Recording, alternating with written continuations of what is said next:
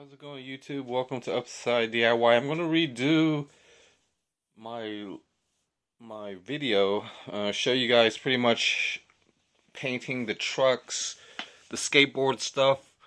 So I did do on Friday night. I painted as much as I could, and then I've got this bottom, the mount.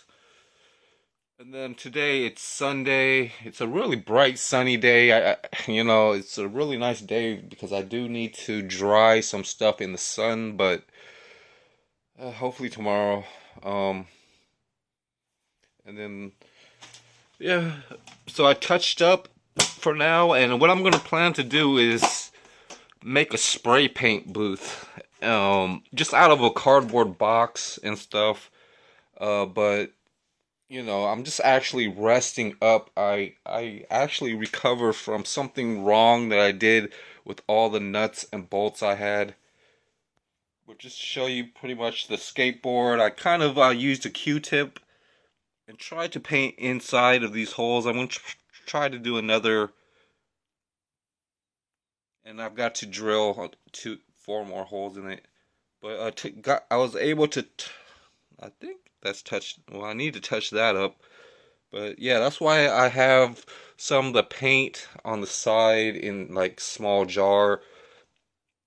But yeah.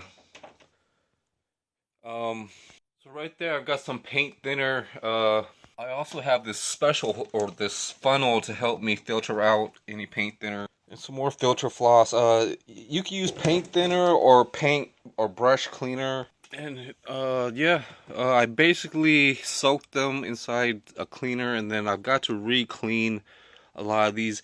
But during the process, while I cleaned this stuff up, I used pretty much, under this is pretty much some filter floss and stuff. You could wrap that around a nail, like these nails. You could wrap that around that and then poke it through these little small holes in the nuts and hopefully clean those things up and stuff. So it was pretty bad, thinking, but luckily I had some of the cleaner sitting around just for this, and it really helped out.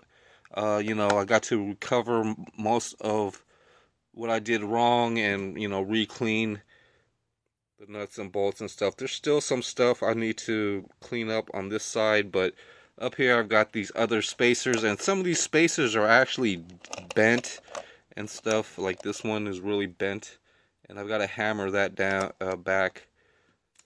But yeah. And then basically using the paint thinner, you actually have to wear 2 pairs of gloves.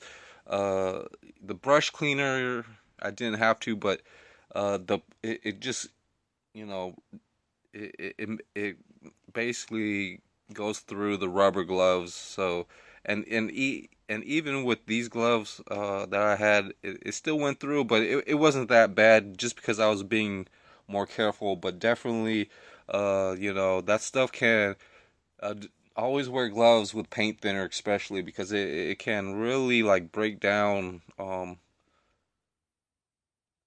and chemical burn basically. So yeah, this is just random stuff that I'm doing. I'm also, trying to sort out these other things that I'm building, tires and trucks. A lot of this, and building these bicycle stands, a lot of the wood that I have are for other builds. Like this stuff right here that I cut before, but then this is going to actually be pretty much the where the bike, I hopefully could I can mount either bike tires or even the whole rear axle and pedal, to get the chain. We'll just have to work and see about that when I get to building this stuff. I have other notes from the shed. I transferred these notes. So quite a few times, just going over notes and things, and redirecting them to more of the plans and things. Yeah, you start to see a larger, and this right here is actually with other pieces of wood actually made by a 2x6. Has to be like 5 inches or something like that to basically fit. It's actually going to be a stand, and it's going to basically when I remove a tire, basically I could basically stand the bike up. And the stand is going to be cut into 3 pieces. One piece is going to be 29 inches, and then there's going to be two 17 inches. Actually, that's going to be for the back deck.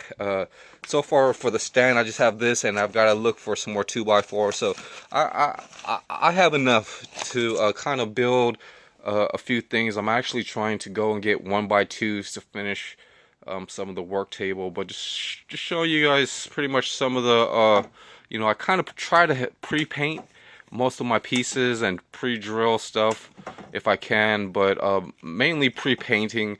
And then I showed you how to make templates to make more of an accurate location for screws. But yeah, this is pretty much going to be two pairs. Yeah, something like that. It's gonna so yeah, it's gonna be 2 different types of stands, one for the front, one for the rear, basically. But I can make 4 rear ones because I'm going to just be cutting these in half and hopefully getting the shortest measurement, and then just making them all the same.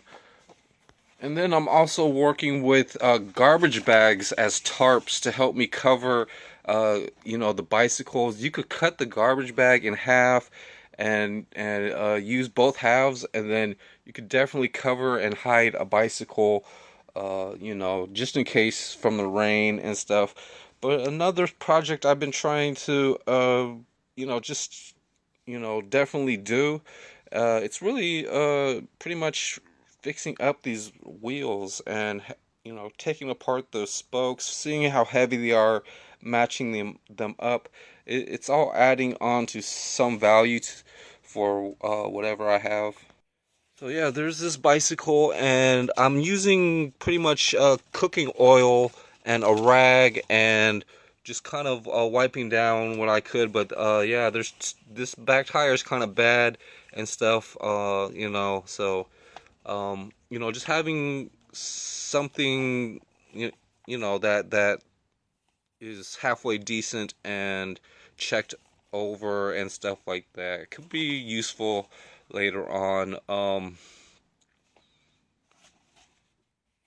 And just the condition of the wheels and tires, and then I just add air pressure to most of my tires, and and just the ones without the tires, those are the ones that I'm going to be taking apart first and painting them and re-greasing the bearing. But definitely want to show off my tire pressure. Has a nice gauge, really useful because I could really get it to a good inflation and not worry about it being too low or too high and stuff like that. Definitely just showing you this gauge really helps out. So I'm just kind of making my way over to other stuff with bicycles. Even this right here, I built this this was one of my first DIYs when I first started YouTube in 2016. Things where I was cutting stuff, and then first acrylic, then went to wood to try to make tables and staircases. But this eventually is pretty much the fantastic tool. It's just a bunch of pieces of wood that I measured out, 2x4s, 4x4s, 1x1s, and it's actually a useful tool to help me paint, or just kind of I could even have something like this to store bike wheels. But just want to show that off and include that with just some of the just some of the information, I guess. And this wheel, it's a quick release that has the springs, but a couple of these spokes are bent and things like that. So but the rim is still pretty decent. The tires so, but the thing is, I could reuse whatever this. I actually want to try to make my own tires somehow, and make it more durable. Maybe I might put cement or you know, just like a spray foam, just to see how bike tires are. That's kind of what my idea was, you know, for a while, but I just haven't done much right now. But they're really useful ideas. It's just you know, some rims are pretty good still. Really lightweight aluminum is really nice. Front wheel quick release, uh, and things like that. You know, I just have to take off all the accessories. I really don't need them. And you know, just look into a good, you know, way to use electrical tape or something like that to help me cover up the inside where the inner tube's going where the inner tube's going. But yeah, the thing is, I do have other notes from my bicycle, and knowing the sizes of the bicycles and or the wheels actually. But this is all new to me and my channel. I'm just showing you guys all the extra stuff that I'm pretty much focused on and trying to you know, get cleared up before any of my next DIYs, which is probably way different than this. Probably more, you know, camera and other types of devices. It might take a few years and things to get to that point, but I'm slowly but surely planning on a few, you know, places to go check out, or you know. So yeah, or there's just other random stuff that it just all depends on the opportunity and you know, the things that I'm good at doing. So here are two really good tires, and both of them don't need to be painted. So all I'm gonna have to do is take off the wheels because they do need to be cleaned up really, and then you know, pretty much store the, you know, and clean these things up and double check everything, and then maybe get another bike together. So like I mentioned, there's just all types of stuff with my channel. You know, I tried. I've got electronics to repair, tools to sort out. You know, stuff that's coming in a couple of days to fix the skateboard. And also doing all this work and prepping for other stuff. I might just go back to the longboard trucks and things. I'm kind of seeing, you know, I only have one good strong pair, and the wheel and the truck size. I've got to double check the size of the truck and the wheel comparison. It's kind of a tough one. The prices of these skateboard wheels are starting to uh, balance out to like a little more expensive. All the deals aren't really that you know, abundant as it was a week or two ago, where there were wheels for under $20. Now they're just starting to, but some of these trucks, they're just really lightweight. Um, there are some heavy duty ones, and there are just some really lightweight um, aluminum ones and stuff, which is still usable, but they're not going to be good for the longboard trucks. They're just going to be good for 58 to 60-inch wheels. You know, that's pretty much the longboard wheels are like 70, 78.